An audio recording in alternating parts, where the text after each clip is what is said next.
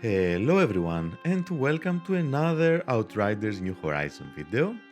Today I'm going to share with you an Anomaly powered Pyromancer build focused on Eruption and using the legendary Lava Lich to maximize the cooldown and a little bit the damage of the skill.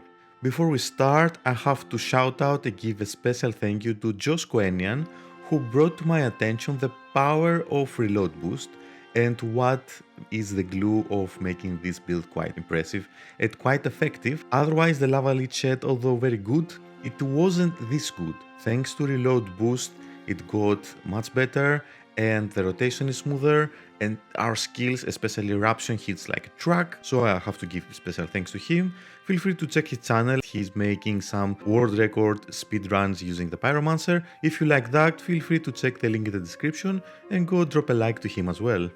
In case you enjoy the content of the channel, feel free to like and subscribe. It's completely free and you won't miss any upcoming videos I release throughout the week.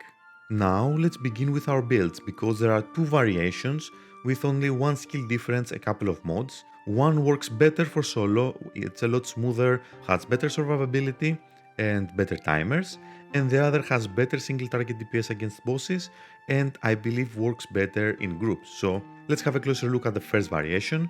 We're using these three skills. Now, volcanic rounds aren't here to do a combo with overheat. They are here to just proc reload boost and give us a 50% anomaly damage boost. That's why we're using it. The other two skills are overheat and eruption. Eruption, of course, is the all-star, the best skill you can use with a Lava Lich set, and this is the best cooldown we can get for now. Overheat I chose because I tried it over Thermal Bomb because, as you guessed it, Thermal Bomb is the other variation for better single target DPS. However, Overheat with a reload boost, with a little more mods, can actually hit throughout the map for around 100,000 damage and every 4.6 seconds. That's why this build is smoother and works a little better because you don't have to snipe some enemies, you can just ignore them and Overheat will eventually get them. Moving on to the armor and mods. We're using three pieces of the Lava Lich, the chest, the gloves and the boots. The two epic pieces actually must have anomaly power, skill life leech and cooldown reduction. Because we don't apply burn as often, status power isn't as important, however skill life leech is more important. And actually there is a very good headpiece you can use. The cranium of the lost creature has all the attributes we need and power assimilation that we're going to use. For the upper robe I do like Giga Blast because it increases the skill radius by 100%. We do need damage absorber in order to survive better. Pants on Fire is a must, otherwise Overheat won't do any damage. And a Captain Hunter of course is one of the best. And now for the boots we have to go with Circle of Power because it doesn't have other mods. And you see the boots and the gloves have max health, however these are the only pieces that have cooldown reduction and we need to sacrifice a little bit of anomaly power in order to have the best cooldowns possible. Now, reload boost as you can see increases anomaly damage by 50%, that's why it scales with our mods, our skills and everything. Moving on to the weapons and mods. Damascus Offering is the all-star because it has key life leech, status power, and these are the two best stats we need. Also has the best mod Claymore Torrent, and I did try to run with Shadow Comment, however, Fortress scales very well with Overheat, because 30% extra damage for Overheat, instead of hitting around a little higher than 80,000 that usually does, with Fortress we will achieve that more than 90,000, around 100,000 throughout the map. That's why I do recommend to go with Fortress and also get you don't need it, but you will get extra survivability, making you extra tanky. That being said, in case you don't want to go with maximum AoE, you can replace Fortress with Shadow Comment. The second weapon, as always, Radiation Splash, Morning Winds, Guillotine or Anomaly Shotgun to just be able to have a little more single target DPS against bosses and elites. I don't use the sidearm, only with this build. With the other build I don't use it, because I need to proc reload boost and I can just switch to my sidearm if I don't have any enemy close by, so I won't proc the secondary weapon mod. So I can proc Shadow Comment with reload boost and save the secondary weapon mode when I'm closer to elites or bosses. Now about our talents. There is only one flex slot here, which is the extra marks accumulation. Everything else is a must. You do need warm up in order to have the 14 seconds cooldown for volcanic rounds, and I do like extinction because you don't kill all the enemies very fast, but this will actually make you deal even more damage with overheat throughout the map and to kill off some elites and bosses faster. With fire and anomaly, of course, is very good. You can replace mark accumulation with a couple of nodes in case you have problem with survivability. You can just get Phoenix Nestling or Unquenchable. I do recommend to go with Phoenix Nestling in case you find yourself dying. However, we do have a lot of survivability with this build. Without any buffs, we have actually 18% skill life leech, 30% resistance, 67% physical damage reduction. Fully buffed, we will have more than 100% resistance thanks to Circle of Power and Fortress, and we will have more than 73, I think, around physical damage reduction with around 30,000 hit points, so you won't be able to die. That's why I don't use Phoenix Nestling. With this setup, I actually never died. For the second variation of the build, we're actually replacing Overheat with Thermal Bomb.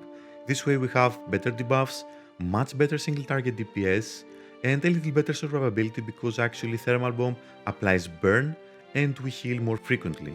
I initially tested this build, I was very happy with this, but I was curious to try Overheat, and surprisingly I did much better timers in certain missions that don't have bosses. However, Thermal Bomb outperforms Overheat when it comes to bosses, and I do believe it will outperform it while in a group, because Overheat hitting 100,000 while in a 3-man group it isn't as impactful as debuffing enemies with Thermal Bomb and using Eruption and Volcanic rounds to boost your damage of everything. The changes we make for the armor and weapons are very few.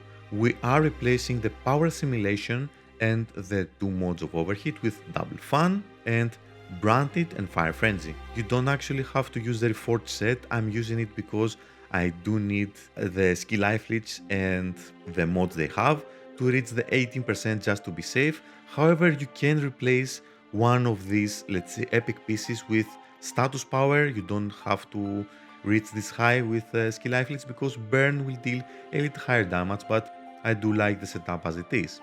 For the weapon, I do recommend to replace Shadow Command with Fortress. It's not as good Fortress here, but Shadow Command is better because it increases our single target DPS and it scales very well with Thermal Bomb. That's why I like it. I didn't like so much a Fortress, I did tried it, but Shadow Command it's much better to nuke down the elites and bosses. And for the sidearm, just run Kinetic Storm or something. I just use the primary 2 weapons when I run the build. For the talents, I made only one change, replace the marks accumulation with Trial by Fire. The reason is that 5% increased damage scales with our mods instead of only our skills. Although Eruption is our highest damaging skill, below it are all the 4 mods. That's why having 5% extra damage with all our 4 mods will provide overall an increased DPS for single target against bosses and elites, and that's why I do prefer it more compared to max accumulation. Once again, in case you find yourself dying, but because we have the damage absorber and the circle of power, you won't be able to die, but in case you do, just replace it with Phoenix Nestling to have an extra life. In both cases, the rotation is quite simple. When we run with Overheat, you can open with Overheat because it has very low cooldown. Switch to Volcanic rounds, apply a little burn to some enemies. You don't need reload boost immediately when you face only normal enemies. Just proc reload boost with your sidearm in case you don't have any elites nearby. This way you can save your secondary weapon when their elite is nearby. Keep using Overheat on cooldown and Eruption against elites or normal enemies. That's why we have the Giga Blast. Eruption is a very decent AoE skill against alphas or breachers that have a little more health compared to the fodder, and of course proc the secondary weapon mode when closer to the elites. For the other build, it's a little different. You use Thermal Bomb to debuff certain enemies around the map. You have to snipe certain enemies because unlike Overheat that eventually all the enemies in the map will die and you can just ignore the fodder and keep pushing forward. That's why it has better timers. you can have to snipe some enemies with Thermal Bomb or Eruption or Volcanic Rounds or your mods. So in conclusion, the first build with Overheat, it's more laid back, it's more forgiving, you can ignore the fodder, that's why it's faster in certain maps that you don't have bosses. It's faster, for example, in some maps with bosses such as Boomtown that has Dr. Detonator, it has the lowest amount of health compared to other bosses, but in Paxi and Homestead it can be a little tight, but it's smoother because you ignore the enemies in the background, you deal 100,000 around damage on your peak thanks to the fortress and the reload boost, and you can just keep killing them without just shooting them. The second build is much better in case you face the spider monster, you face Moloch or you face other bosses, and in case you go with a group. My recommendation, in case you like both variations, have a couple of pieces as I have for the head and the legs in case you have the proper mods.